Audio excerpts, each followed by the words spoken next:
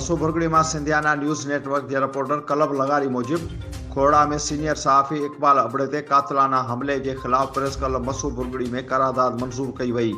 उन मौके ते प्रेस क्लब मसूभुरगड़ी के सदर गुल मोहम्मद विघियो, गुलाम कादिर वीसर, कलब लगारी, मोहम्मद बख्श विघियो, मुनवर लगारी, असद लगारी, गुलाम शबीर कलड़ो, जाहिद मला, महबूब खाशकली, शौकत नुदाड़ी, महबूब लिगारी चयो त एक तरफ सिंध हुकूमत सहाफ़िन के तहफ़ुज़ जहिड़ियूं ॻाल्हियूं करे रही है तो बे तरफ सहाफ़िन ते हमला, तशद्दुद, कूड़ा केस ऐं उन्हनि जो क़त्ल मामूल बणिजी वियो आहे।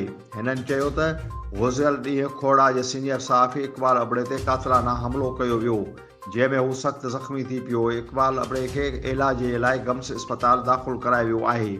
हिननि चयो त असां खोड़ा जे सीनियर सहाफ़ी इकबाल अबड़े ते थियल हमले जी सख़्त लफ़्ज़नि में मज़म्मत कयूं था ऐं घुर कयूं था त जवाबदारनि खे उन जे पोयां मौजूद किरदारनि खे गिरफ़्तार करे जेल जे हवा खाराई वञे।